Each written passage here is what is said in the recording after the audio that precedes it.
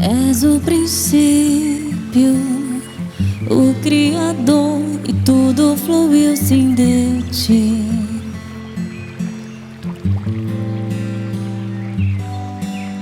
E sem conselheiros, a luz tu criaste em meio à escuridão.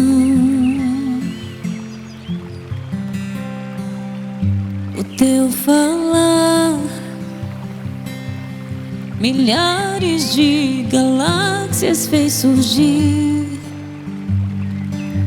O teu sopro os planetas se criou.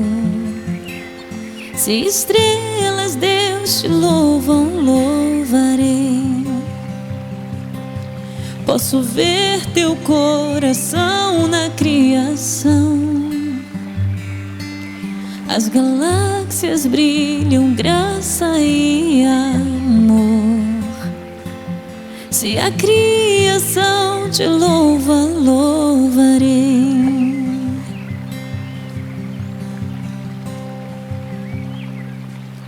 Deus da promessa, sem cada palavra que dizes não é em vão.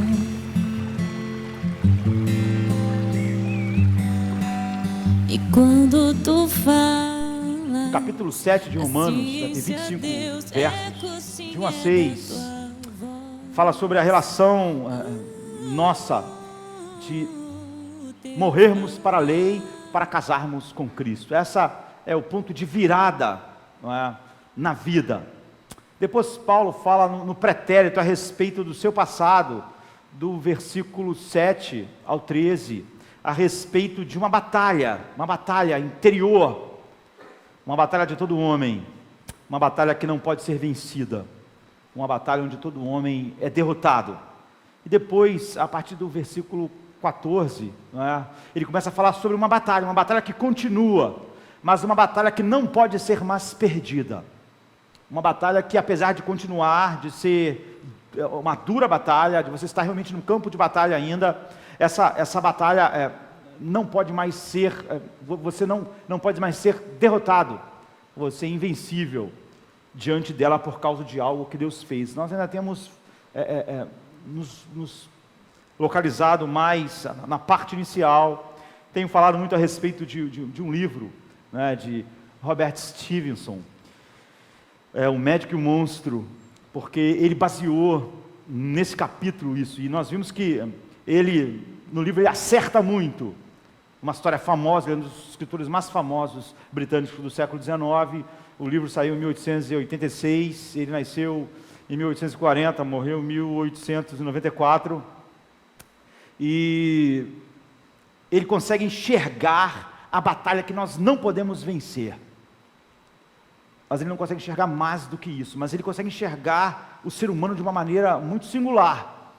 E nós vimos, nos dois últimos vezes que meditamos a respeito disso, que a visão dele sobre o homem é muito superior do evangelho, do cristianismo da nossa geração. Então, na semana passada, nós falamos um pouco a respeito da razão pela qual o apóstolo Paulo estava escrevendo, chegou nesse capítulo 7, explicando que ele não estava falando algo negativo sobre a lei, mas ele estava falando algo sobre as profundezas do horror da alma humana, e que ali que residia o problema. Então nós falamos que íamos falar sobre 3 coisas que o Stevenson, em seu livro, O Médico e o Monstro, estava certo, e depois falaremos no que ele está errado, quando ele não enxergou a batalha que não pode ser perdida. E começamos a falamos o primeiro ponto sobre a maldade, a depravação no coração humano, e o segundo ponto em como esse mal se esconde. E estávamos no meio do segundo ponto, quando paramos. Eu quero então acabar o segundo ponto e o terceiro, e depois continuarmos ainda nessa visão geral. Eu não vou ler o texto todo, porque é grande, não é? E Paulo escreveu então Romanos 7, Romanos é a carta mais importante, é a porção mais importante da Bíblia. Todo cristão tem que ler Romanos toda semana. Se pudesse ler mais de uma vez por semana. Romanos tem que estar nas nossas mentes, porque é a essência do Evangelho. Quando nós falamos que a igreja hoje não tem uma visão ainda mais baixa do que Stevenson mostra em seu livro, um livro ficcional, que não tem relação com a igreja em si, mas que é influenciado por isso e pelo que ele via nele mesmo, é porque a igreja perdeu doutrinas essenciais e que agora nós temos às vezes chamado essas doutrinas de não essenciais. Então nós não conseguimos enxergar a realidade. Como Paulo estava sendo acusado ao falar que a lei não podia fazer determinadas coisas, que a lei não podia, e que pelo contrário ela produzia algo oposto daquilo que o homem pensa ao olhar para si mesmo de uma maneira enganosa. Alguém podia achar que ele estava falando algo negativo sobre a lei, e ele está dizendo, no capítulo 7 ele escreveu para dizer, é o homem, não é a lei. A lei é justa, santa e boa. Então, qual é o objetivo de Paulo no capítulo 7, do versículo 7 ao 25? Vamos fazer um resumo aqui, para a gente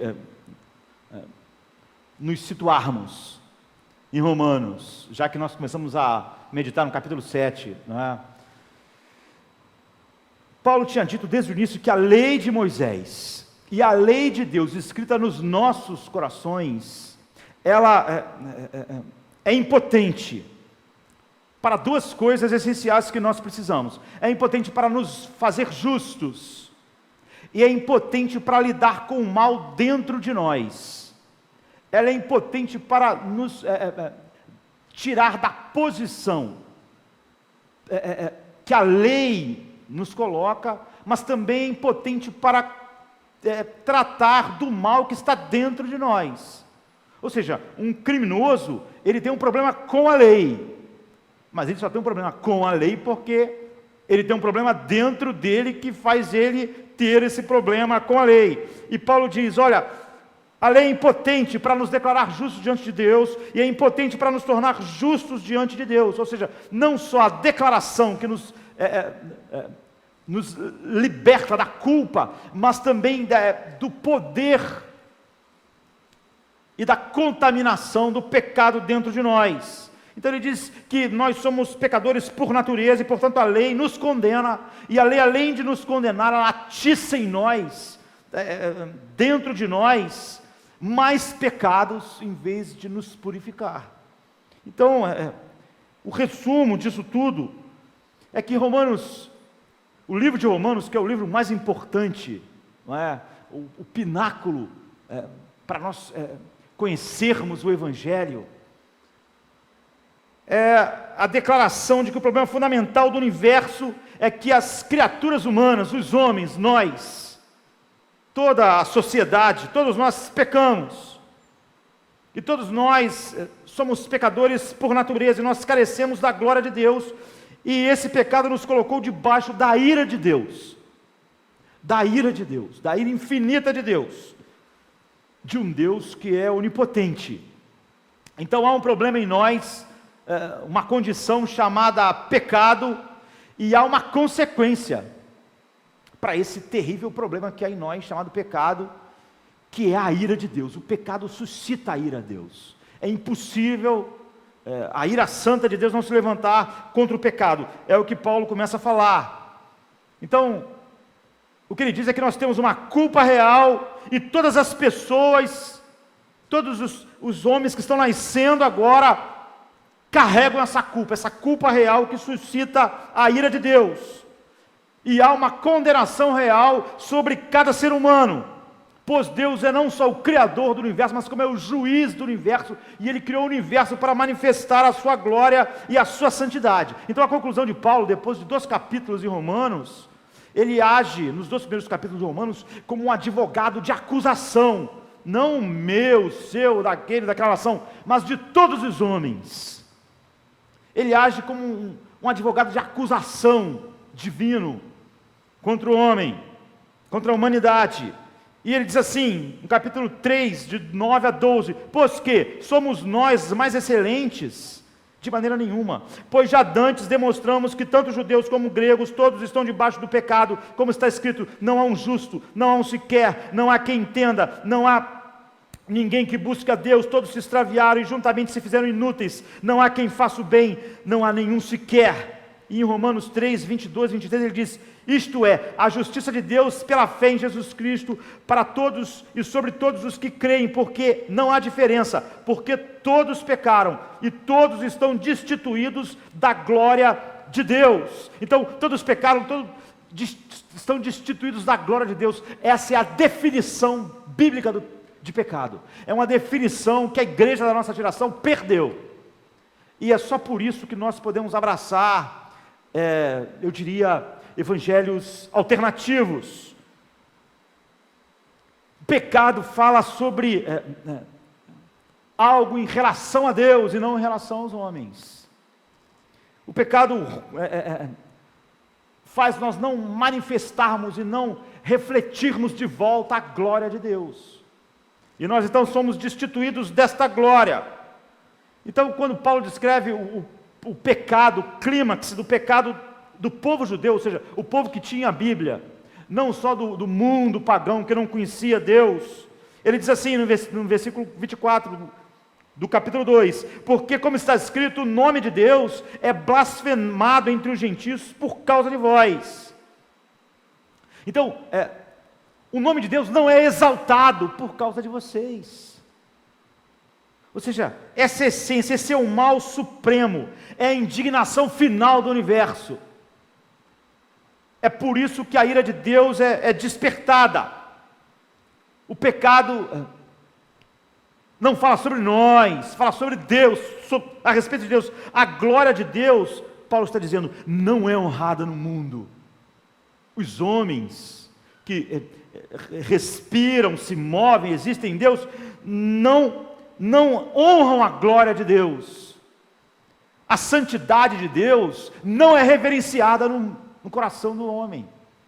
Pelo contrário, não é? Ela é de todas as maneiras vilipendiada.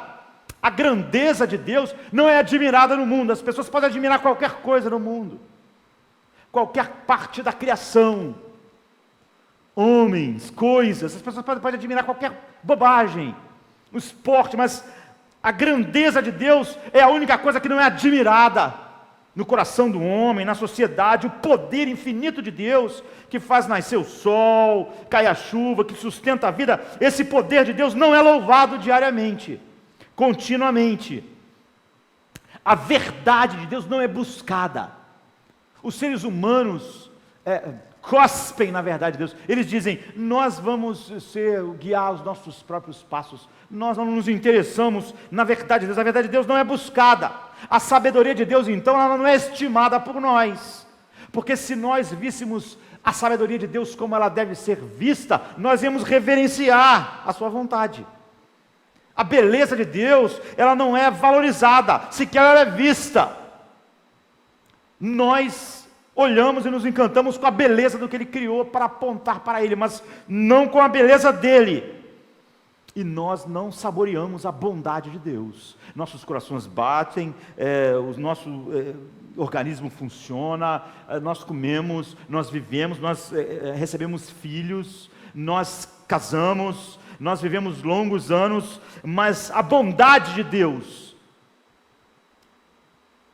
que só recebe de volta o oposto disso, o oposto da adoração, essa bondade não é saboreada por nós. É o que Paulo está dizendo, a fidelidade de Deus não é crida, de tal maneira que nós sempre questionamos Deus, questionamos. O mundo tende a lembrar de Deus quando as coisas não estão funcionando bem, e as pessoas perguntam, por que Deus está permitindo isso? E as promessas de Deus não são confiáveis para nós. Mesmo nós várias vezes estamos pensando e questionando a promessa de Deus, como se Ele não fosse confiável, como se alguma vez Ele tenha falado algo que Ele não fez. Em consequência, os mandamentos de Deus não são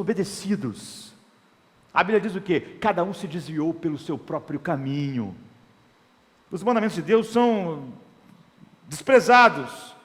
A justiça dele não é respeitada. E a ira de Deus não é temida. Nós tememos os ecos da ira de Deus. Tememos a morte, tememos a doença, tememos a desgraça. Mas a ira de Deus, nós não tememos. O homem não teme. Então a graça de Deus não é valorizada.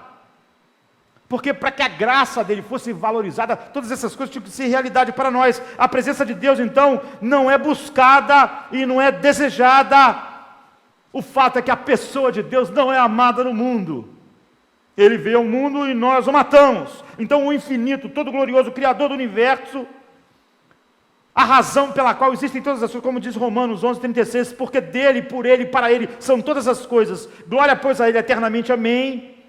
Esse Deus que mantém todas as pessoas vivas, não só como algo que deu corda em algo que faz, não, faz cada batimento, cada divisão celular, cada respiração, como Atos 17:25 diz, nem tampouco é servido por mão de homem, como que necessitando de alguma coisa, pois ele mesmo é quem dá a todos a vida e a respiração e todas as coisas. Esse Deus, a Bíblia diz, Paulo diz na sua acusação, é desconsiderado, é desacreditado. Esse Deus é desobedecido, ele é desonrado não por alguns, mas por todo o mundo. Ele é ignorado. Essa é a indignação final do universo. Essa é a causa da ruína. Perder isso é perder a razão pela qual, por exemplo, como igreja, nós existimos. E é muito fácil perder esse início avassalador do livro de Romanos. Então, quando você perde isso, você se torna... olhe para o mundo à nossa volta, olhe para a igreja como ela se parece com aquilo que causa indignação simplesmente a ela. Porque as pessoas podem se tornar emocionalmente e moralmente indignados com a pobreza, com a exploração do ser humano, com o preconceito, com a injustiça, todas essas coisas. E, ao mesmo tempo, não sentir absolutamente nada a respeito de todas essas coisas, uma indignação por Deus ser totalmente ignorado. E a Bíblia diz, é por causa do pecado, é o pecado que faz isso, é o pecado que faz você valorizar a criação no lugar do Criador. Essa é o que Paulo está dizendo no capítulo 1, porque tendo conhecido Deus como Deus, não o adoraram como Deus, antes os seus corações entenebrecidos, suprimiram a verdade, e fizeram da criação a coisa mais importante, e fizeram Deus a imagem do homem. O homem passou a ser o centro de tudo. Então o pecado é estimar e valorizar, e honrar, e apreciar o ser humano, e a criação acima de Deus.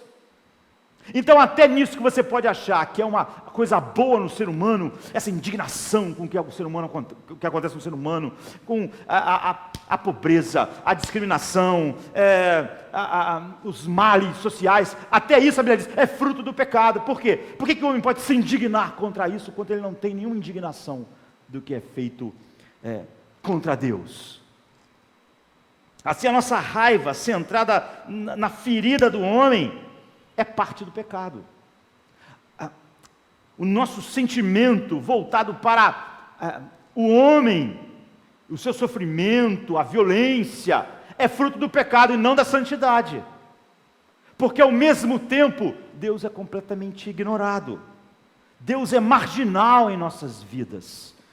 Esse é o nosso pecado, essa é a nossa condição. Você vê, aquelas pessoas que mais falam sobre o evangelho social, elas sempre vão relativizar o pecado, porque elas acham, por quê? Eu já falei isso aqui, é bom nós lembrarmos, qual é a definição de pecado, o que nós vemos Paulo fazendo aqui? Pecado é aquilo que nós cometemos contra Deus, e a sociedade não se importa com isso, nem essas pessoas que pregam o evangelho assim. E o que é crime? Crime é um mal cometido contra o ser humano. Então nós ficamos chocados e indignados com o crime, mas não com o pecado. Porque o pecado, se ele não atingir o ser humano, ele não é importante para nós. Porque Deus é marginal. e que o homem está no lugar certo. Paulo diz, essa preocupação com o ser humano, que deixa Deus assim, ela não é fruto de nada bom, ela é fruto exatamente do pecado. Porque Deus é marginal. Então, é óbvio que crime é pecado, mas não é porque é pecado que nós nos indignamos contra o crime, nós nos indignamos porque ele é contra o homem. Então, pessoas assim, que pregam um evangelho, falam em Jesus, e no social o tempo inteiro, você vê, tem muito pouco de indignação pela glória de Deus. É tudo isso, é tudo homem. Paulo diz, isso é fruto do pecado, e não da santidade, porque a santidade primeiro, em toda essa acusação de Paulo, ele fala, a glória de Deus foi roubada, seu nome não é valorizado, esse é o problema do ser humano. Então essas pessoas, às vezes pregando para elas enfatizar bem o que elas querem, eu já ouvi várias vezes alguém dizer assim, olha, essa falta de engajamento social é muito pior do que você ficar na internet, na pornografia. Aquela pessoa acredita nisso. Por quê? Por que ele acha pior? Porque a pornografia, teoricamente, está atingindo Deus, a glória de Deus. Não é importante. Mas o que ele chama de social está atingindo quem? Um outro ser humano. Então isso é grave. Isso é mais importante. Isso é prioritário. As consequências dessa condição, desse Deus ser marginal em nossa vida, é a ira de Deus. Então Paulo diz, portanto, a ira de Deus é revelada do céu contra toda impiedade. Ou seja, impiedade é viver como se Deus não existisse. Piedade é a consciência da presença de Deus. Impiedade é viver de uma maneira em que não importa. Deus não importa para nós. Portanto, a ira de Deus é revelada do céu contra toda impiedade e injustiça dos homens, que suprimem a verdade pela injustiça. Porque tendo conhecido Deus, versículo 21, não glorificaram como Deus, nem lhe renderam graças, mas os seus pensamentos tornaram-se fúteis, e os seus corações insensatos se obscureceram. Você vê, ele está falando sobre Deus, sobre a glória de Deus. É isso que faz a ira de Deus fluir. É óbvio que o mal que um homem faz a outro homem é pecado, mas não é por isso que os seres humanos ficam indignados, porque o centro daquilo que é pregado por essas pessoas, daquilo que as pessoas sentem, não é a glória de Deus, de tal maneira que tudo que é exatamente contra só Deus é relativizado.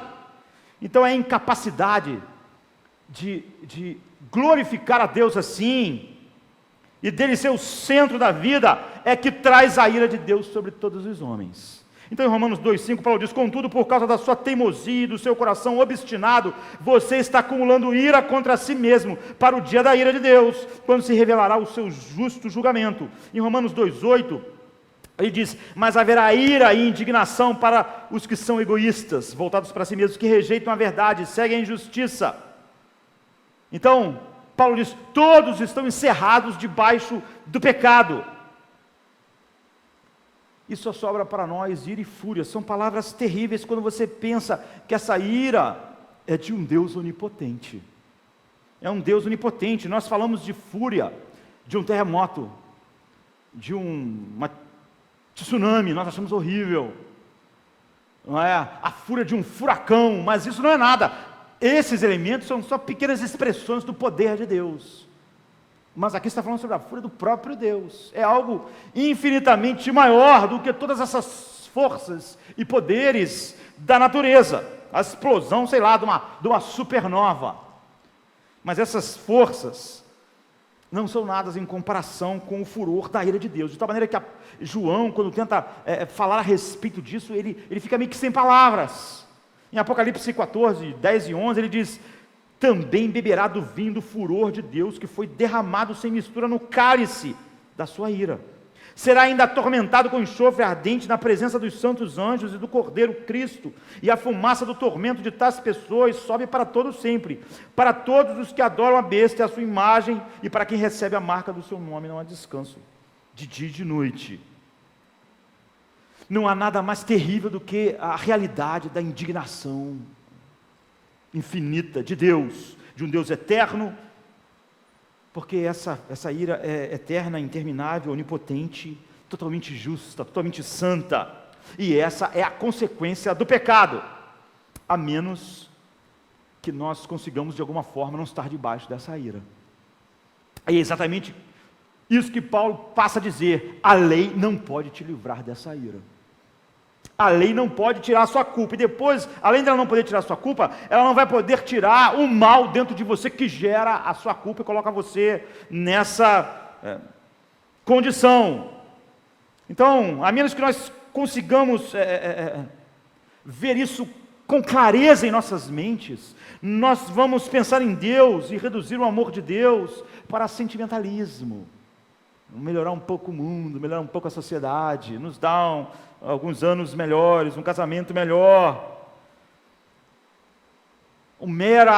Nós vamos pensar que Deus existe só para melhorar a nossa vida, melhorar a cidade do Rio de Janeiro que está fazendo 450 anos, melhorar a sociedade do Rio de Janeiro, dar uma vida melhor para essa cidade. Nós vamos reduzir Deus a isso. Quando nós perdemos esse peso, a recuperação, a recuperação social do Rio, Deus não vai ser para nós um tesouro infinito e precioso e tremendo, em que desprezá-lo, aquilo que Ele criou para a sua glória, gera toda essa realidade. Então aqui há o ponto de mutação. A lei de Deus não pode santificar você, não pode justificar você, não pode tirar você debaixo dessa ira, e nem pode tirar de dentro de você aquilo que gera essa culpa e essa ira.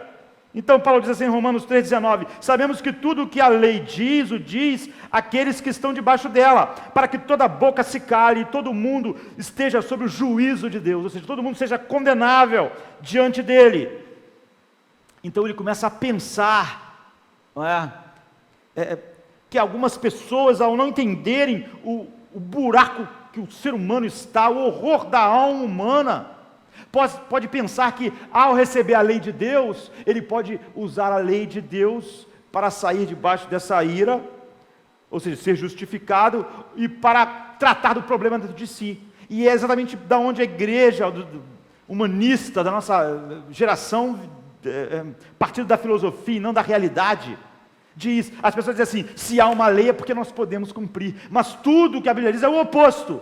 A lei não só não pode justificar, ela não pode santificar, e ela vai fazer, à medida que você conhece ela, você se torna pior. Não é que você simplesmente não pode fazer o que a lei. E algumas pessoas dizem: se Deus falou tem uma lei é porque nós podemos cumprir. É o oposto.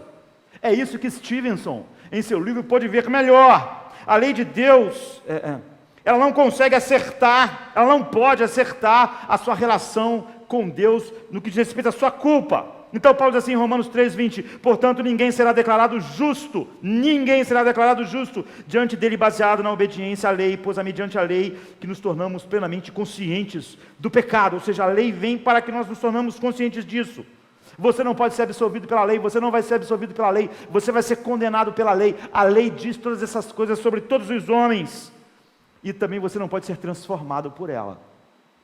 Você está naquela guerra de Romanos 7-13, que é a guerra que você não pode vencer, que é a única coisa que Stevenson conseguiu ver. Então a lei de Deus não pode justificar e não pode santificar. Então Romanos 3-7 é para isso, para mostrar isso. Deus enviou o seu Filho, e se alguém no mundo vai estar numa relação diferente com Deus, vai ser por causa da união com Cristo. E se alguém no mundo vai ser o seu interior transformado, dando frutos para a glória de Deus, é por causa da união com Cristo. A lei não pode produzir nenhuma coisa nem a outra. Ele só vai ter glória, de novo, assim, a sua vida só vai glorificar a Deus de novo nessas bases, na justificação e na santificação. E todas essas coisas, para esses dois problemas básicos, o remédio é Cristo, é a união com Cristo. A lei não pode resolver isso. Então você escapa da ira de Deus como? O remédio de Deus para isso é a justificação. É uma declaração de que você não é mais culpado. Então isso, quando você pensa em como mudar a sua família, seu filho, você, as pessoas, a sociedade, você nunca pode pensar em mudança no ser humano real sem primeiro tratar do problema de que ele é culpado diante de Deus, ele não pode ter uma relação com Deus. A primeira coisa tem que ser isso, antes de qualquer coisa mudar em nós primeiro já temos que estar fora e não estar mais debaixo da ira de Deus. E nós temos que ser contados como justos, para que Deus possa se relacionar conosco, para que Ele possa então operar a outra parte. Então, antes que haja qualquer transformação em alguém, a primeira coisa que tem que acontecer é isso, e é isso que dá início ao processo de transformação. Então, a justificação, ela precede a santificação. Na verdade, essa é a única forma, é o único caminho. Então Paulo diz assim em Romanos 13, 24, 25, sendo justificados gratuitamente por sua graça, por meio da redenção que há em Cristo Jesus, Deus o ofereceu como sacrifício para propiciação mediante a fé pelo seu sangue, demonstrando a sua justiça. Em sua tolerância havia deixado impunes os pecados anteriormente cometidos. Tudo aqui é fundamental para você caminhar na verdade do Evangelho. Primeiro ele diz, justificados. E isso é fundamental, é mel para nós, porque ser justificado é ser declarado justo diante de Deus, ou seja, é Deus atribuir a culpa infinita que está sobre nós, em seu Filho, e atribuir a vida perfeita que Ele viveu em 33 anos a nós, jogar a ira sobre Ele, e atribuir a justiça positiva dEle a nós, e nos declarar justos. Então, justificados, a segunda coisa que Paulo diz é justificados gratuitamente. Ou seja, isso é gratuito, é um dom de Deus, nós não merecemos. E isso não é uma resposta, a justificação de Deus nunca é uma resposta ao que você fez, a algo que você mereça. Justificados gratuitamente por sua graça. Então Paulo introduz essa coisa que é maravilhosa, ele diz, existe poder assustador e infinito, que é a ira de Deus, mas existe um outro poder maravilhoso, infinito também, que se chama graça de Deus, e só a graça pode lidar com aquela coisa chamada a ira de Deus. É um impulso no coração de Deus para com aqueles que Ele deu a Cristo, livrando e libertando eles da sua própria ira, da sua própria justa ira, sendo então justificados gratuitamente por sua graça, por meio da redenção, é a próxima coisa. Redenção é a linguagem da escravidão, nós somos escravos. E Ele nos liberta e nos tira de debaixo do peso da escravidão e da condenação, sendo justificados gratuitamente por sua graça, por meio da redenção, que é o que há na lei, não, que há em Cristo Jesus. Ele é o fundamento da justificação. Só Ele. É isso que Paulo ensina. Ele é uma rocha sólida, aonde a justificação está apoiada. Não a lei, não a obediência à lei, com o intuito de consertar as coisas. Sendo, pois, justificados gratuitamente por sua graça, por meio da redenção que há em Cristo Jesus, a quem Deus fez isso. Não foi num canto. Deus fez isso sobre Pôncio Pilatos. Deus fez isso no momento da história.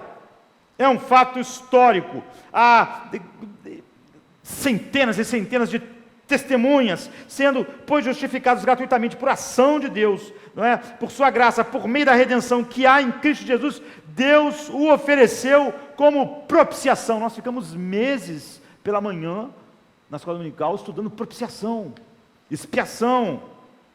Ou seja, propiciação é o sacrifício que tira o homem de debaixo da ira que ele merece. Ela propicia a ira de Deus. Então Cristo absorveu, Ele se tornou maldição. Não é que Jesus é para nós um escudo, a ira de Deus vem e Ele é um escudo que desvia, não. Ele não é um escudo, Ele absorveu a ira. Ele recebeu a ira infinita sobre Ele mesmo, para a sua igreja. Então, sendo justificados gratuitamente por sua graça, por meio da redenção que há em Cristo Jesus, Deus ofereceu como sacrifício para propiciação pelo seu sangue. É isso. Isso significa que Cristo morreu pela sua igreja. Um sangue como o nosso. do Filho de Deus, 100% Deus, 100% homem, foi derramado nesse mundo por causa de nós, para propiciar a ira de Deus sobre nós, pelo seu sangue, por meio da fé. Ou seja, nós somos beneficiários da graça por causa do dom de Deus, que abre os nossos olhos para vermos as maravilhas de que Ele é e daquilo que Ele fez em seu Filho, não é?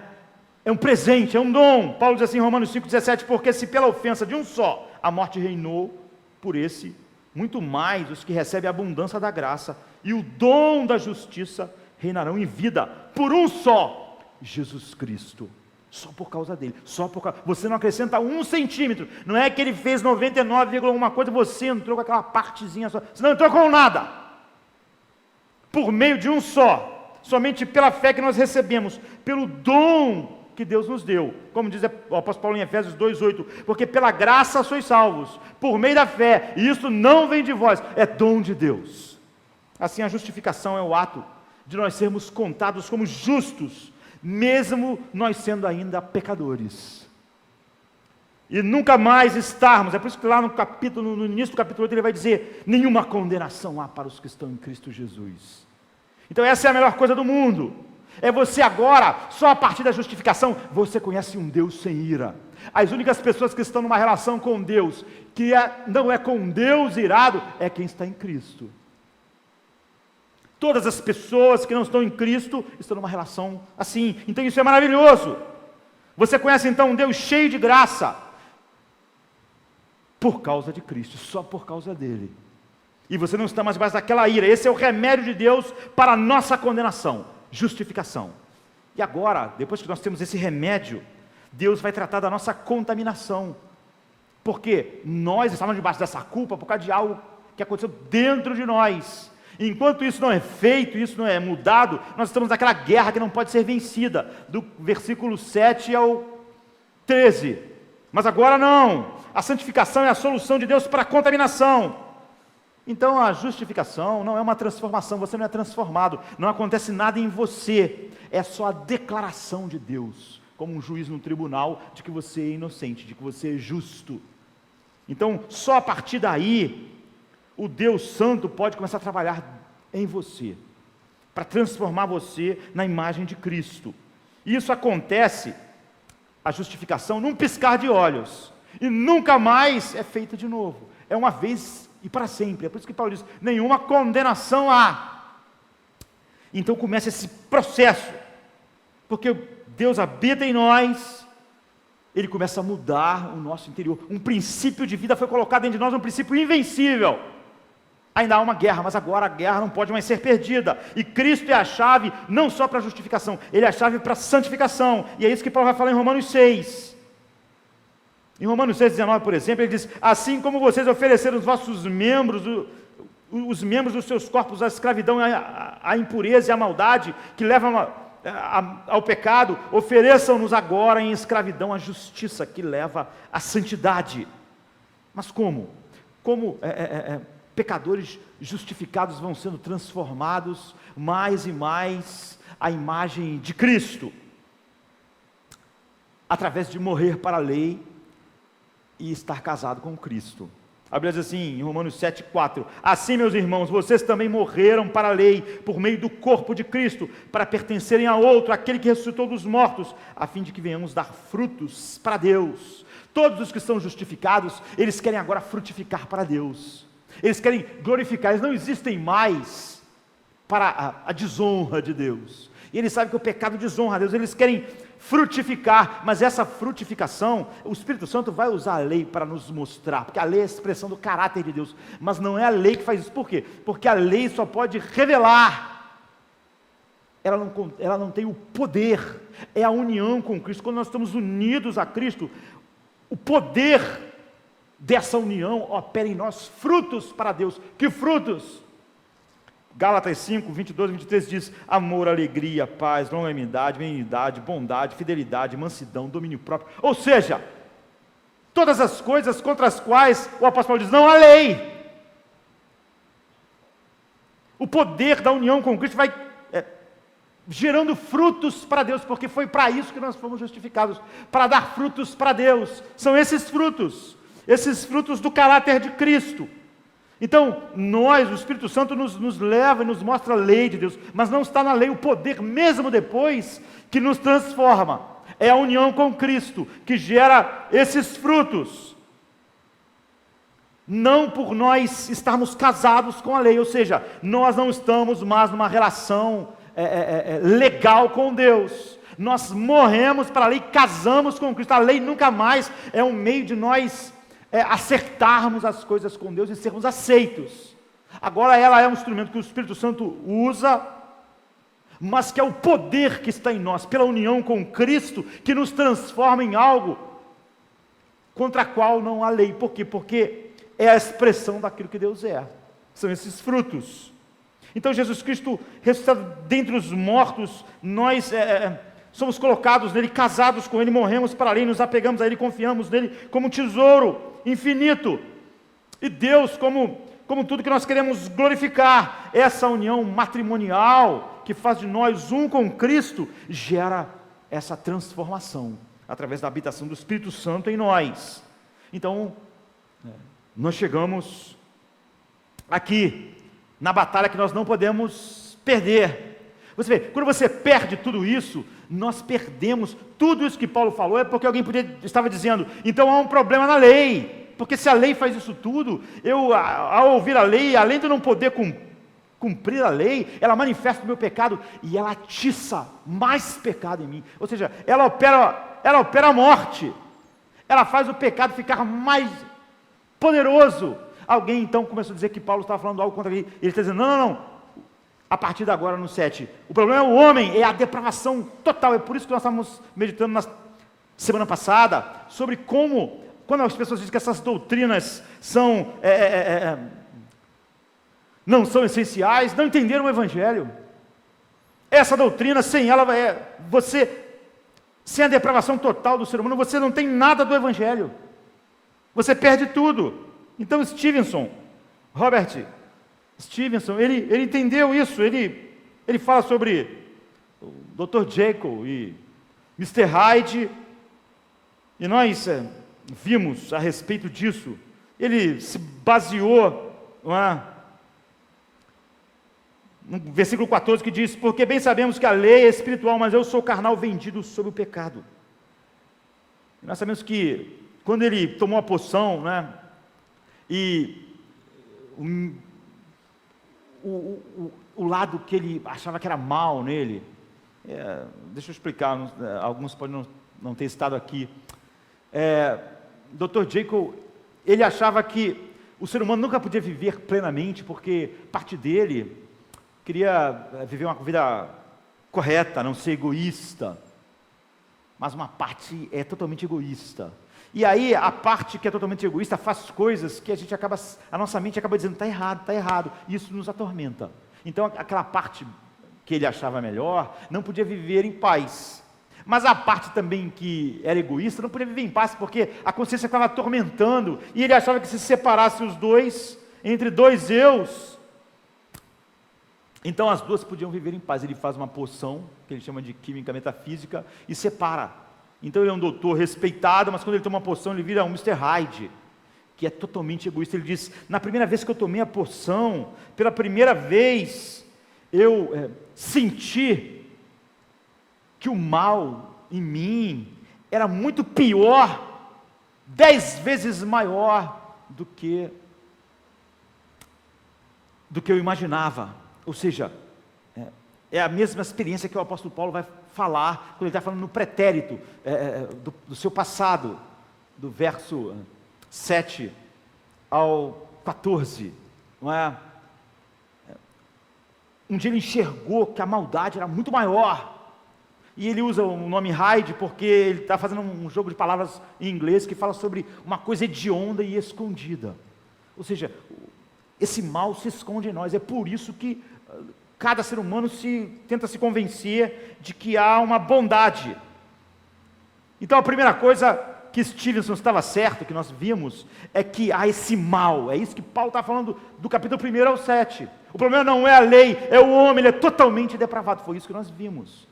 A segunda coisa é que o Mr. Hyde, é que o mal ele se esconde. Nós achamos que há coisas mais, mas achamos que lá no fundo nós somos pessoas boas. Mas então ele vai descobrindo, à medida que o livro vai se desenrolando, que o mal é muito mais maior do que ele imaginava. Mas então depois ele descobre que o mal não é só maior, é muito mais poderoso. E é aí que nós paramos, e nós vimos como a doutrina mais desprezada é a doutrina da depravação total do homem, pelo mundo e pela igreja. Por quê? Porque só quando você contempla a Deus, você pode ver. Sabe, como Paulo caiu do cavalo, essa é a poção.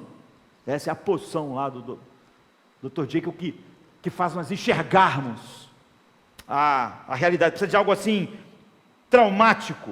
Então todas as religiões do mundo são baseadas na autojustificação, de que o ser humano pode fazer alguma coisa a respeito dos seus problemas, da sua maldade interna e da maneira com que ela afeta a vida, e de que o homem pode de alguma maneira fazer coisas para se acertar com Deus e merecer de alguma forma a vida,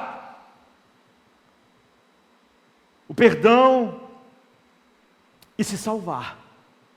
Todas as religiões, o cristianismo, essa é a doutrina distintiva, mas a igreja de hoje não tem essa doutrina distintiva, ela é igual a todas as religiões, simplesmente o homem tentando consertar o mundo, consertar a si mesmo, fazendo o máximo, porque ela não tem aquela visão da razão pela qual a ira de Deus se manifesta, da glória de Deus que Paulo vem dizendo. Então Paulo escreve para mostrar, no capítulo 7, a profundidade disso. Eu lembro que nós paramos, exatamente quando estávamos falando, em Isaías 1, 5 e 6,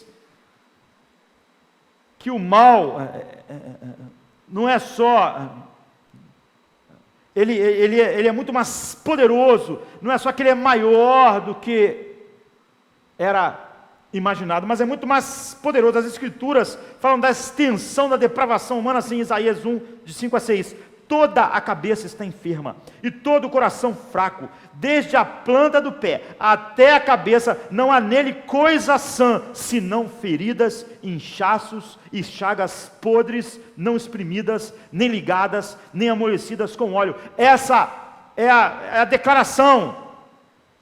Então, depravação total fala do pecado tão profundamente nos infectando, que nenhuma parte do nosso ser está livre, nem nossa mente, nem nossas afeições, nem nosso coração, estamos totalmente mortos espiritualmente. E eu lembro que eu falei rapidamente no fim, de que muitas vezes a gente olha para os seres humanos, e nós achamos que é óbvio que aquilo ali é pior do que esse e esse, mas que a diferença não é uma diferença essencial. É como se alguém tivesse morrido hoje, e aquele ali morreu ontem, e aquele ali morreu há 2 dias, e aquele lá há 1 semana. Se nós entrarmos e abrirmos a geladeira com cada um deles, nós temos uma reação diferente. Esse aqui acabou de morrer, parece que está dormindo. Esse aqui está fedendo. Aquele está insuportável, como as irmãs de Lázaro. Já morreu há 4 dias, cheira mal. Depois disso, mas qual a diferença entre eles? Não há diferença essencial, todos estão mortos.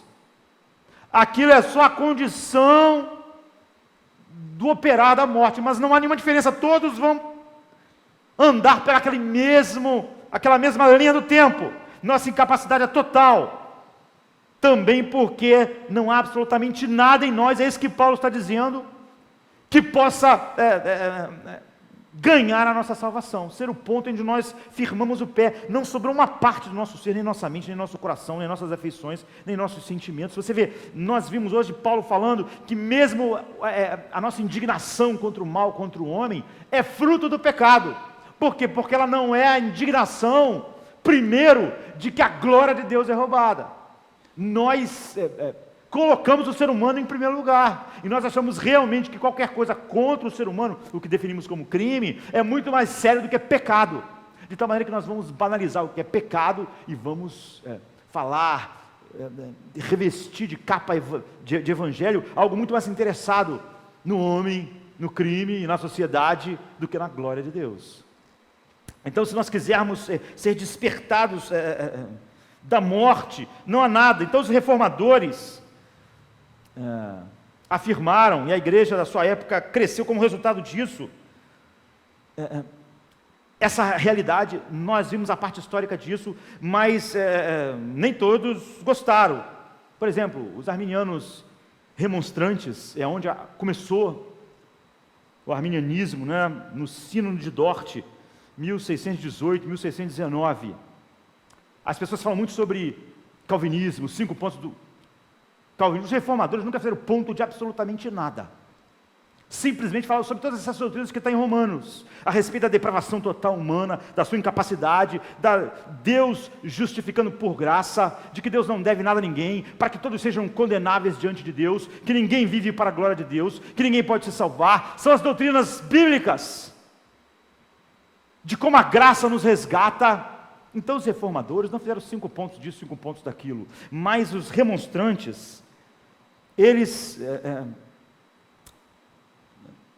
questionaram essas verdades, por causa do humanismo, como é hoje. A psicologia virou evangelho, a autoajuda virou evangelho, algo totalmente voltado só para o homem, social virou evangelho. Então eles questionaram. Então houve um sínodo em Dort, numa cidade da Holanda, que começou em 13 de novembro de 1618, em que esses remonstrantes fizeram apresentaram ao governo da Holanda esses pontos. Então foi o arminianismo que apresentou 5 pontos, dizendo: o homem não é totalmente depravado, portanto não é necessário uma eleição incondicional, não é necessário um chamado eficaz, porque o homem é livre, se ele quiser ele vai.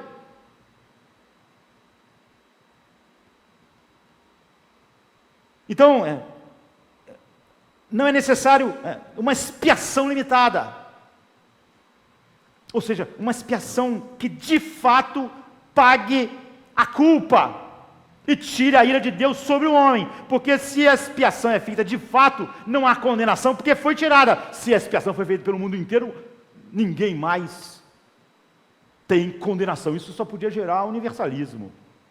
E como o mundo inteiro continua inimigo de Deus, é óbvio que o mundo não foi justificado. Por quê? O processo de santificação não começou. E nem a perseverança dos santos. Olha, se o homem é incapaz de se salvar, é óbvio que se Deus o salva assim, Deus tem que mantê-lo. Aquela guerra é imperdível a partir do versículo 14, por causa da operação de Deus. Por causa da semente de Deus, por causa da união com Cristo, não é um homem. E uma vez unido a Cristo, essa união, esse poder infinito de Cristo, leva o homem até o fim. E eles apresentaram esses 5 pontos contra essas doutrinas, as doutrinas da graça. E esse Sínodo de Dort, vários teólogos, grandes puritanos e homens de 8 países diferentes, olharam aquilo tudo que foi apresentado e foi rejeitado. E foi produzido um documento, que é o Sínodo de Dort, que é os cânones de Dort. E apelidaram esse documento de 5 pontos do calvinismo. Mas o Calvino já está morto há um tempão. Não há 5 pontos de nada apresentado pelos reformadores. Quem apresentou os 5 pontos, nessa ordem, foram as pessoas que questionavam as doutrinas bíblicas. E a resposta foi um vasto material bíblico com tudo que Paulo diz, por exemplo, em Romanos e Efésios, em todas as suas cartas, e o que João diz, o que os evangelhos dizem, o que a Bíblia inteira diz. E reconhecendo o estado caído e impotente do homem, além da graça de Deus. É o que Paulo está tentando mostrar aqui em Romanos 7. Não é a lei, o problema é que o homem, a lei desperta no homem o pior, mostra a sua maldade, mas não só mostra a maldade, o homem fica mais mal, para que o pecado se tornasse muito mais maligno. Ele usa aquilo que é bom, justo e santo, e só atiça no homem algo mal. O coração do homem é tão impotente, tão incapaz, não é só que ele não pode obedecer, é que ao olhar, ele quer fazer o oposto. Além de não poder obedecer, cada vez que ele vê, ele quer fazer mais O oposto, é isso que Paulo diz, a cobiça. Ela gera em nós todo tipo de cobiça. Então, os arminianos, para resolver a ideia, o dilema, não é? Disso eles criaram, falaram a respeito de algo chamado graça preveniente. Agostinho falava sobre isso, ou seja, a graça que opera antes em nós, mas não assim. O que eles dizem, o que eles tentaram ao enfrentar o dilema, é que Deus, tá bom, todos os seres humanos estão mortos, mas Deus dá uma graça a todos os homens, para que todos os homens vejam a beleza de Deus, a glória de Cristo, todas as coisas. E aí cada homem, todos os homens que viram isso, que veem isso por causa da graça preveniente para todos os que vão decidir por eles mesmos, sem nenhuma ajuda, sem nenhuma operação especial, se eles querem ou não aceitar. É claro que não existe nenhum versículo bíblico que diga sobre isso. Uma graça que abra o coração, ressuscite todos os seres humanos, faz todos os seres humanos. Jesus diz, sem nascer de homem, de novo, o homem não pode nem ver o reino de Deus. O homem odeia a luz, o homem ama as trevas. Quando Paulo fala sobre a nossa conversão, ele diz, o Deus desse século cegou os homens, mas o Espírito de Deus brilhou em nós. Em quem? Só naqueles que ele chamou. O Evangelho é um escândalo para os que se perdem, mas para os que são chamados, ele está falando sobre um chamado eficaz. Ele é o quê? Ele é o poder de Deus, porque eles foram chamados, seus olhos foram abertos. É óbvio que não há nada. Então, na tentativa de não negar que os homens estão espiritualmente mortos, mas que ao mesmo tempo o homem é que decide a sua salvação, criaram algo onde é contrário a tudo que a Bíblia afirma a respeito de todos os homens. E nós podíamos até dar o crédito de que queriam, de alguma forma, dar glória a Deus na salvação, mas eles também querem acreditar que os pecadores é que iniciam a sua salvação, e de que eu sou salvo porque eu iniciei, e aquele ali não é salvo porque ele não iniciou. Ou seja, eles querem dizer que o homem é que inicia a salvação, mas querem dar a glória a Deus. Só que são duas coisas incompatíveis. Se o homem é um fator determinante, toda a glória não é de Deus, é óbvio que não, é do homem que decide se é salvo ou não. É o homem que decide se se mantém salvo ou não. É por isso que eles não acreditavam na perseverança dos santos, que como não é Deus que se mantém, é o próprio homem, enquanto ele quiser, ele pode querer ir para o céu hoje, mas pode não querer ir para o céu amanhã. Ou seja, de alguma maneira estranha, esse homem é justificado e de justificado, justificado e de justificado. Deus num dia diz, nenhuma condenação há para você, mas uma hora depois Deus diz, você está condenado. Entende? Não entendeu o que é justificação, que é uma declaração para sempre. Justificados, nenhuma condenação há para os que estão em Cristo Jesus. Quem levantará acusação contra eles? É o que Paulo diz em Romanos 8. No entanto, o pensamento ilógico decorrente dessa contradição se tornou a base do cristianismo no mundo, no século passado, no final do século XIX, no século XX e agora. Tudo que nós chamamos de evangelho tem mais ou menos a base assim, nesse princípio ilógico, e que nega as verdades que são sim essenciais. Esse é o princípio por trás de todo o avivamento que nós temos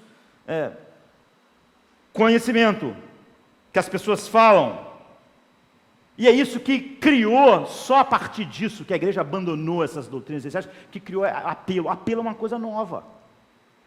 Essa coisa de que venha você, e fica meia hora insistindo com as pessoas, foi depois que não se cria mais na depravação total do homem, e nem que Deus que salva o homem, é que nós achamos que, como é o ser humano que vai fazer isso, nós temos que apelar para ele, nós podemos usar qualquer isca, o casamento dele, o dinheiro dele, uma melhor sociedade no Rio de Janeiro, uma vida social melhor, qualquer coisa que faça ele tomar uma decisão. Isso explica a crença teimosa e generalizada de que os pecadores podem responder a Deus baseados na sua liberdade, quando na verdade eles são escravos da corrupção. Mas essa ideia teve que levar a isso.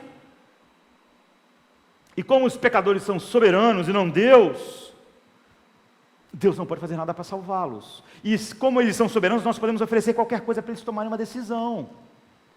Uma vida de dinheiro, um emprego melhor, mais dinheiro, uma cura. Então, essas são ideias que você vai encontrar abundando em nosso meio hoje, mas em nenhum lugar das Escrituras. A Bíblia claramente ensina que o pecador não é só incapaz de dar o primeiro passo, ele é incapaz de desejar qualquer coisa em relação a Deus. Paulo diz em Romanos 8, a mente humana é inimizade contra Deus. Ela não pode desejar, como nós vimos na semana passada, Lutero falando na sua grande obra, na Reforma, a escravidão do arbítrio humano, e vimos o Velho e o Novo Testamento falando, não são as suas decisões que formatam o teu coração, é o oposto, é o teu coração que formata as suas escolhas. As suas escolhas não podem mudar o seu coração, é o seu coração que gera as suas escolhas. Então é por isso que Jesus diz, do coração do homem saem os adultérios, os crimes, todos os pecados, saem do coração. Portanto, a vontade do homem não pode mudar o seu coração, porque é o coração do homem que comanda a vontade do homem. Então, na melhor das hipóteses, essas pessoas elas vão fazer um movimento para um Deus falso, porque ela é chamada a fazer um movimento em direção a um Deus baseado em seus desejos caídos e motivados pelo seu autoengrandecimento, baseado naquilo que eu já desejo, sem Deus. Todo mundo deseja família, dinheiro, viver em paz, como nós vimos na declaração de Paulo, na condenação, na acusação de Paulo à humanidade. O problema do homem é que o homem fez Deus marginal e Deus não faz parte da sua vida.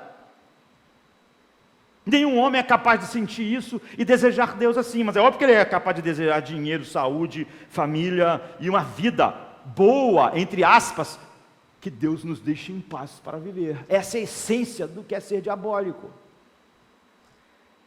Então, quando você esconde isso, é por isso que Stevenson disse que o Mr. Hyde usou esse nome. Ele não é só hediondo, ele se esconde. Ele se esconde. Então a regeneração não é sinérgica, ou seja, não há uma cooperação do homem com Deus, ela é monergística. Deus faz isso. O Espírito Santo vai lá como um vento soberano e faz o homem nascer do Espírito. Porque tudo que nasce da carne é carne, como Jesus disse a Nicodemos. Então na regeneração nós nem resistimos, nem cooperamos. Nós resistimos a Deus até o Espírito Santo soberanamente nos regenerar. E nós somos transformados pelo poder infinito do Espírito, não contra a nossa vontade, porque o que é mudado é o nosso coração, da onde brotam nossas vontades. No instante que Ele faz a mudança no nosso coração, nós queremos Deus. Essa é a essência da nova aliança. A promessa era essa: eu lhes darei um coração para me obedecer. Essa aliança não será com a outra, em que a lei foi escrita em tábuas de pedra, mas eu lhes darei um coração para jamais me abandonarem. Eu vou lhes dar um novo coração. Então não é contra a vontade. Como falamos, nossas escolhas não determinam nossos corações determinam nossas escolhas. Quando o Espírito Santo soberanamente nos regenera, nos dá um novo coração, nós escolhemos. É por isso que a batalha, que depois nós vamos ver em alguns detalhes, ela passou de ser a batalha que nós não podíamos ganhar, do versículo 7 ao 13, quando Paulo está falando a respeito dele no passado, e quando ele começa a falar a respeito dele no presente, a batalha que nós não podemos perder. Nós não podemos perder por causa disso, porque Deus fez isso. Por exemplo, em Atos 16, 14, assim, uma das que ouviam era uma mulher, nós temos estudado isso, temente a Deus, chamada Lídia, vendedora de tecido de púrpura da cidade de Tiatira. O Senhor abriu o seu coração para entender a mensagem de Paulo. É isso. A partir desse momento, Lídia queria. O escândalo e a ofensa da cruz e o amor às trevas foi dissipado. Então, nós nos perguntamos como as reuniões em que os homens tentam treinar avivalistas, como é que um texto assim, tipo de 2 Timóteo 2, 24 a 26, pode ser lido, não é? Paulo diz assim: ao servo do Senhor não convém brigar, mas sim ser amável para com todos, apto para ensinar, paciente, deve corrigir com mansidão os que se lhe opõem, na esperança de que Deus lhes conceda arrependimento, de que Deus faça isso. Sabe, essa é a doutrina de toda a palavra de Deus. Como eu disse, as doutrinas da salvação, da graça, não são doutrinas que os reformadores listar um ponto ou outro, é aquilo que a Bíblia diz sobre o homem, e aquilo que a Bíblia diz sobre Deus, para que o homem seja salvo. Como Deus justifica o homem, como Deus santifica o homem, como Ele tira o homem daquela batalha, em que ele não pode vencer, para a batalha que ele não pode perder, morrendo para a lei e unindo ele a Cristo, para dar frutos para Deus. Então Tito 3:3-7 diz: houve um tempo, todo mundo que está fora de Cristo, houve um tempo em que nós também éramos insensatos, desobedientes, vivíamos enganados e escravizados por toda espécie de paixões e desejos e prazeres.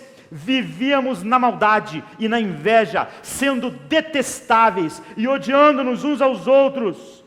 Mas quando se manifestaram a bondade e o amor de Deus, da parte de Deus, nosso Salvador, não por causa de atos de justiça que nós praticamos, mas devido à sua misericórdia, Ele nos salvou pelo lavar regenerador e renovador do Espírito Santo.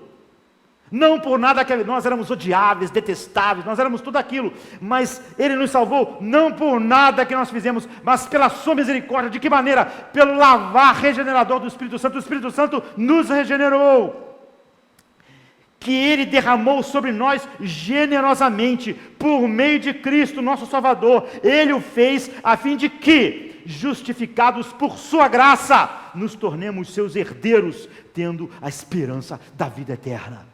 Esse é o Evangelho, Tito 3:3-7. Essa é a doutrina, não é criada por alguns reformadores, não são pontos, é a realidade sobre o homem. Não são doutrinas, essa é o coração do Evangelho. O livro de Romanos é o livro mais importante. Todo cristão, ou ele entende o livro de Romanos, ou ele não entendeu o Evangelho. O que podemos fazer em resposta a isso é viver para a glória de Deus. Nós estamos unidos a Cristo, produzindo frutos para Deus, os frutos do Espírito, contra os quais não há lei. Por quê? Porque nunca ele está contra a lei, porque a lei é a expressão do caráter de Cristo. O fruto do seu caráter é exatamente aquilo que está em consonância com aquilo que ele diz. Mas nós não somos santificados nem depois de regenerados. Ao olharmos para nem depois de regenerados, a lei tem o poder de nos santificar. É a união com Cristo que nos dá esse poder de gerar frutos. Então, a negação da depravação total tem sido o alicerce da igreja nos últimos século e meio. É por isso que nós estamos onde estamos, perdemos o Evangelho. Como nós vimos semana passada, isso é distintivo entre o Evangelho e todas as religiões que o homem inventou. Porque todas as religiões que o homem inventou partiam do próprio ser humano, desprezava a Deus. A Paulo não diz que a religiosidade, muitas pessoas veem a religiosidade humana como algo bom, uma expressão da bondade, não está vendo? Mas pelo menos aquela pessoa, ela tem uma religiosidade. Mas a Bíblia diz ao contrário, isso é porque não se rejeitaram a Deus, criaram para si imagens e começaram a cultuar, inventaram um Deus. A religiosidade humana é uma expressão da sua depravação, da sua insistência em não adorar ao verdadeiro Deus, e não da sua bondade. E com isso, no meio disso, surgiu tantos movimentos, o liberalismo teológico, agora há pouco tempo, movimento emergente, em que o cristianismo não passa daquilo que todas as outras religiões são. Você pode tirar Cristo, a cruz, a justificação, e ainda continua, faça o bem ao próximo, vamos melhorar um pouco aqui, vamos melhorar a sociedade. Aquilo é tudo que se tem, tudo que sempre teve. Não há nada sobre a substância do Evangelho. Você pode abandonar, e outro dia eu vi um pastor dizendo, eu não sou mais evangélico. Ele estava denunciando a teologia da prosperidade, que é um câncer. Mas esse pastor, o que ele prega também não é centrado em Deus, na glória de Deus, nunca. É totalmente centrado no ser humano. Então a denúncia que ele estava fazendo é vazia. Ele diz, eu não sou mais evangélico porque por causa da teologia da prosperidade, mas só o que ele faz é tão distante do evangelho quanto isso, porque não é centrado em Deus, nem na glória de Deus. Você nunca vai ver ele pregando algo que seja focado em Deus, em sua glória, na ira de Deus contra o pecado, e como Deus deve ser glorificado por nós. Ele só consegue ver aquilo que Deus quer, naquilo que nós podemos fazer de bem para o outro ser humano. E tudo gira em torno disso, tudo gira do ser humano, em torno do ser humano, não tem nenhuma relação com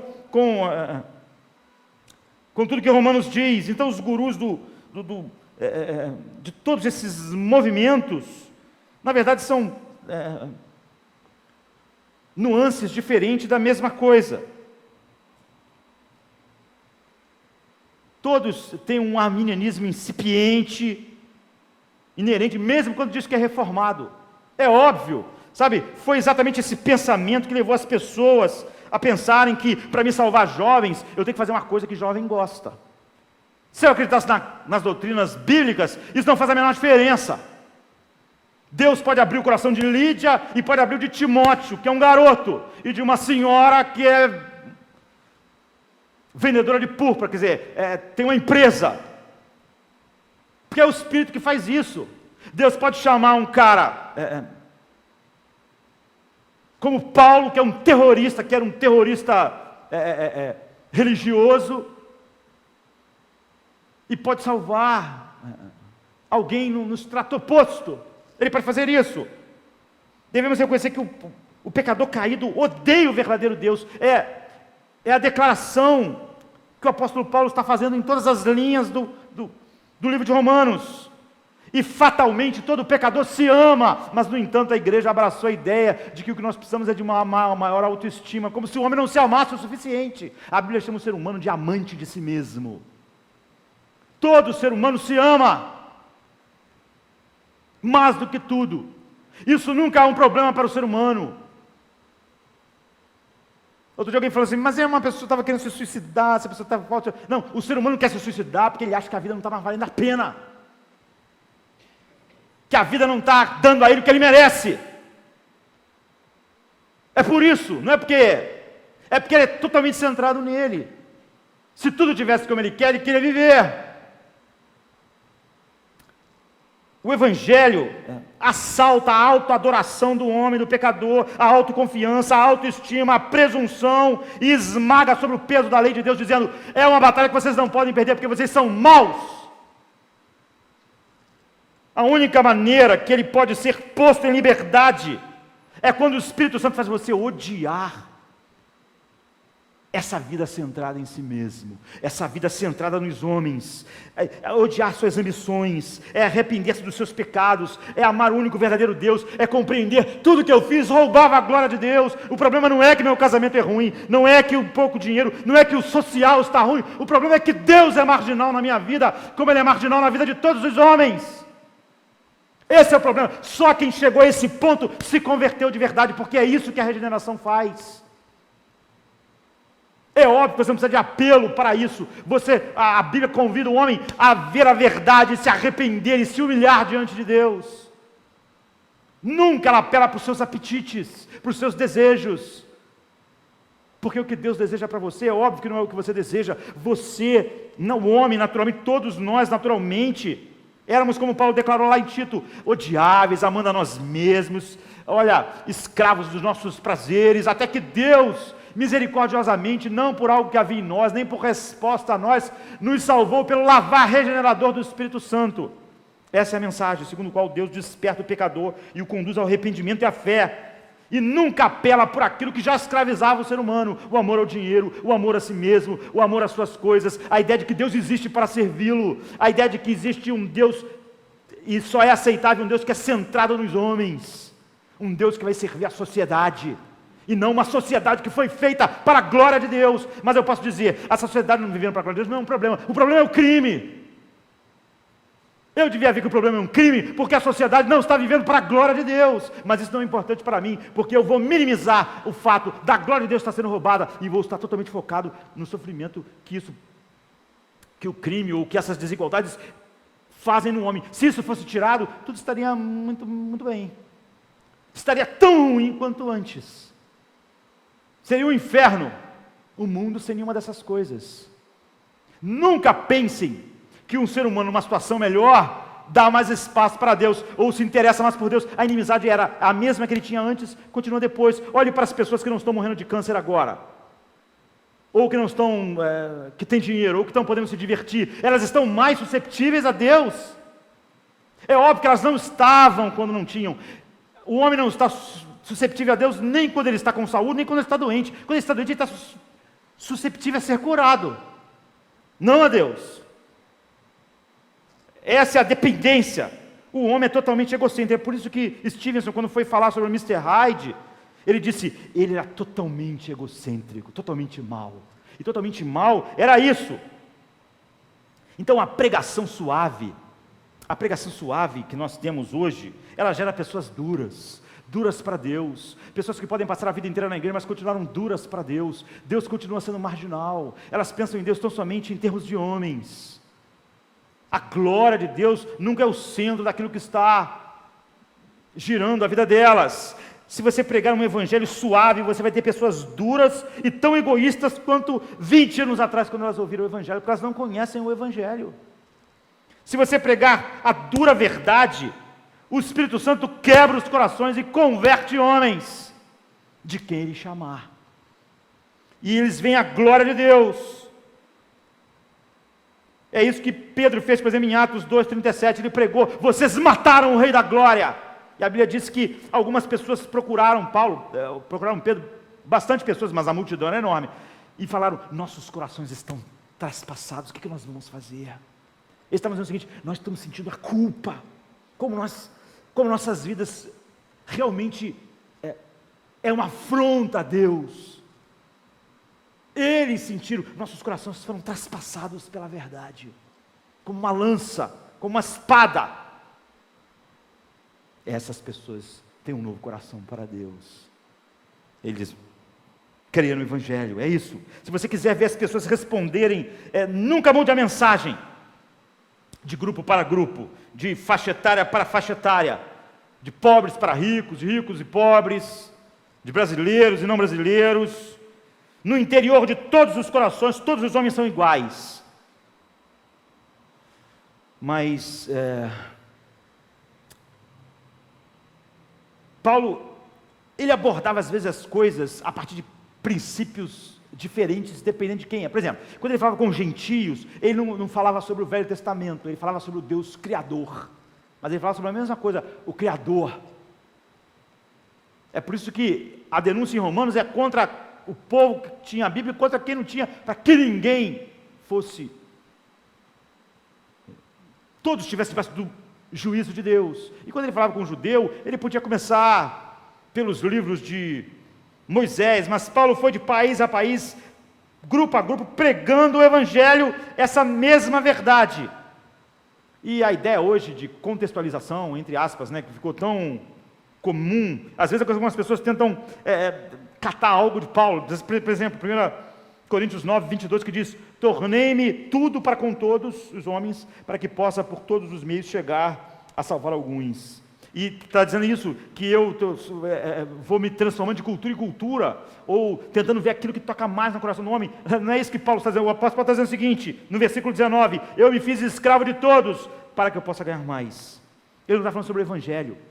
Ele está falando sobre, não está falando sobre se tornar, escolher as coisas mais socialmente aceitáveis, porque a sociedade é composta por aqueles homens que não amam a Deus. Tudo que ela acha aceitável não tem nada a ver com a glória de Deus, a santidade de Deus. O que ele está dizendo é o seguinte, eu não me poupei, eu fiz escravo de todos, eu não me poupei de nenhum sacrifício para pregar essa verdade, esse evangelho ofensivo. Ele disse assim, eu me propus a pregar tão somente Cristo e este crucificado. O que ele está dizendo é o seguinte, se isso me custou prisões, se isso me custou cuspe, se isso me custou ser apedrejado, se isso me custou o meu nome ir para o lixo, Se eu apanhei, se eu fui odiado, se eu fiquei na cadeia, se eu sou condenado à morte, eu não me importo. É isso. Eu nunca coloquei eu mesmo como um obstáculo. Se eu fosse apanhar de cidade em cidade, isso não era um problema para mim. Eu ia lá e ia pregar o evangelho, que faz eu apanhar de cidade em cidade. Porque eu não me importei, eu me fiz escravo de todos. Nesse sentido, Deus nos ajuda a ser fiel, assim, na pregação do evangelho, sem medir as consequências. É sobre isso que ele está dizendo. Então, os cristãos em geral, pastores, como eu, ainda mais nós, todos nós como cristãos, os pastores de uma maneira ainda mais pesada, nós somos as únicas pessoas no mundo, vamos deixar só os pastores por hora, mas é óbvio que isso diz respeito a todos os cristãos, que não somos responsáveis por nenhum dos sucessos. É isso. Nenhum sucesso pode ser acreditado a um pastor, nenhuma salvação, nenhuma alma, nenhuma bênção, nada no reino de Deus. Só pode ser atribuído a nós todos os fracassos. Todos os fracassos são nossos. Todos os sucessos, todas as salvações, todas as vidas que são transformadas foram feitas por Deus. Em todas as outras áreas da vida, o sucesso é acreditado ao engenheiro que construiu, que projetou algo, ao médico que operou, mas a nós, nenhum sucesso é atribuído a nós. Mas todos os fracassos são nossos, todas as falhas, mas todos os sucessos, sem exceção, pertencem a Deus. Então, nós vamos encerrar. Esse é o segundo ponto, não é? Esse mal se esconde, e é por isso que nos últimos 1,5 século ele se escondeu até dos púlpitos. Então, por definição, ninguém nessa sala naturalmente pode aceitar a ideia de que você mesmo, que o ser humano é tão mau assim, porque ele é escondido. É por isso que ele usou essa palavra. Então, do verso 13, do 7 ao 13, está dizendo, você não pode lidar com isso, porque o mal se esconde, o mal é maior, você precisa de algo traumático, você precisa, como o apóstolo Paulo, de um encontro soberano com Cristo, como ele fez, ele caiu do cavalo, aquilo foi a poção, sabe a poção que o Dr. Jekyll tomava para se transformar para ver o Mr. Hyde, para se transformar? É isso, é essa poção, é essa obra do Espírito de Deus. Então Paulo, ele disse, eu achava que eu era virtuoso, que eu era bom, e eu persegui os cristãos, eu fazia isso tudo. Um dia eu via, a lei de Deus deixou claro para mim, de que eu fazia isso por glória, pelo meu nome, eu fazia isso para comprar a minha salvação, era o pecado que me impulsionava, não era nada bom em mim. Ele odiava os cristãos, ele começou a prendê-los, a condená-los à morte. Em seguida, ele teve aquele encontro, caiu, viu a luz, falando sobre iluminação. Ele diz, era o desejo de glória, de meu próprio nome, do meu currículo. Isso acabou me levando ao que? Ao orgulho, à violência. De repente, a Bíblia, ele diz, Deus mostrou o lobo voraz que estava por trás das minhas boas ações, daquilo que eu achava bom. Quando ele viu a cobiça, ele diz, olha, eu fiquei dizimado, porque eu descobri que a lei de Deus, quando diz, não cobiçarás, ela desperta em mim todo tipo de cobiças. Então Paulo naquele dia olhou e viu pela primeira vez Edward Hyde, o monstro, que estava lá escondido, hediondo, mas escondido. É preciso de algo normalmente assim, algo que nos derrube do cavalo, uma iluminação, capaz de nos fazer escapar da autopiedade, do auto-orgulho, do egoísmo, do auto-engano. E não é um apelo que faz isso. É isso. Antes você não vê, está escondido. Então esse é o segundo ponto. E o terceiro, eu não vou encerrar. Há nos últimos 150 anos, o mundo, de todas as maneiras, tentou exatamente fazer com que nós caminhássemos nesse sentido, de dizer, o ser humano é bom, o ser humano essencialmente é bom. Essa é a base de toda a psicologia humanista, que se transformou em evangelho. É isso que é ensinado aos jovens na faculdade. É isso que é ensinado na igreja. É isso que é ensinado nos programas de televisão. Ou seja, esconder mais isso. Então, eu quero encerrar dizendo, houve um filme baseado num livro, não é, de Thomas Harris, chamado O Silêncio dos Inocentes. Então, é isso que eu vou descrever, é do livro. Eu não sei localizar isso exatamente no filme, mas o filme ficou famoso, foi lançado em 91, se eu não me engano, ganhou um monte de Oscar, mas na verdade é o terceiro livro de uma série de Thomas Harris, que começa com Domingo Negro, depois o Dragão Vermelho e o Silêncio dos Inocentes. Mas o primeiro filme a ser feito foi do terceiro livro, e há uma cena que Hannibal Lecter está conversando com a agente do FBI. Nós vamos encerrar aqui, e ela está conversando com ele para pedir ajuda, não é? Clarice Starling, que é a Judy Foster no filme, para ajuda para encontrar um serial killer, né? E ele matou várias pessoas, e a única coisa que liga tudo é um casulo de uma mariposa da América do Sul. E ele, então, ela pede ajuda porque ele é um grande serial killer, um gênio do mal, assim, sabe? E ele ajudar, porque o serial killer sequestrou a filha de uma senadora, e ela, como agente do FBI, resolve ir na cadeia, pedir ajuda dele, contar essa história para ver se ele... E ele realmente tem essa mente assim. E ele trata ela mal em determinado momento no livro, fala umas coisas pesadas, e essa gente do FBI diz para ele: olha, o que aconteceu com você para você ficar assim tão mal? E ele diz assim: nada me aconteceu, eu aconteci. Você não pode me reduzir a um conjunto de influências. Você foi comprada pela psicologia moderna. Não foi nada que fez eu ficar assim. Eu sou assim. E sabe por que você acredita de que alguma coisa que minha mãe fez, meu pai fez, me fez ficar mal assim? Por causa de você, para se proteger. Porque há essa maldade aí também. E para você negar ela em você, você tem que negar ela em mim. Você tem que dizer que alguém fez alguma coisa em mim. As pessoas fizeram coisas em mim, sim. Minha mãe falhou comigo, algumas pessoas falharam comigo, mas isso é como se ele estivesse dizendo assim: isso foi só a poção que fez a maldade que eu já tenho aflorar. O que as pessoas nos fazem não criam o mal em nós. E isso é só uma tentativa que você tem. Você foi comprada pela psicologia humanista. Você vendeu a sua alma, porque você não quer ver a feiura em você. Você finge que não há feiura em mim, mas há dentro de você um monstro, sabe? Starling, há um Mr. Hyde em você, e para você negar o seu, você quer negar o meu, mas eu aconteci, eu sou mal, é isso. E depois, o terceiro ponto vai ser como quando você tenta ser bom, sem a união com Cristo, você só consegue ser mais mal. Mas nós vamos ver isso na semana que vem. És o princípio, o Criador, e tudo fluiu sim de ti.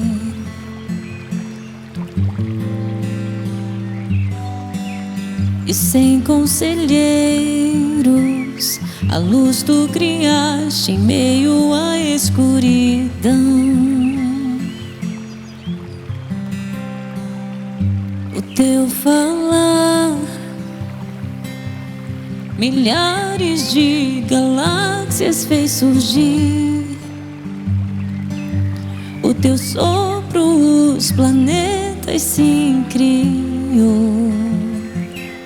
Se estrelas Deus te louvam, louvarei. Posso ver teu coração na criação. As galáxias brilham, graça e amor. Se a criação te louva, louvarei.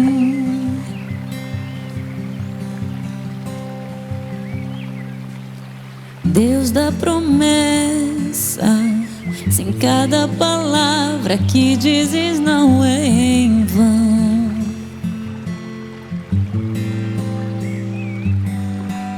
E quando tu falas, a ciência, Deus, eco sim é da tua voz.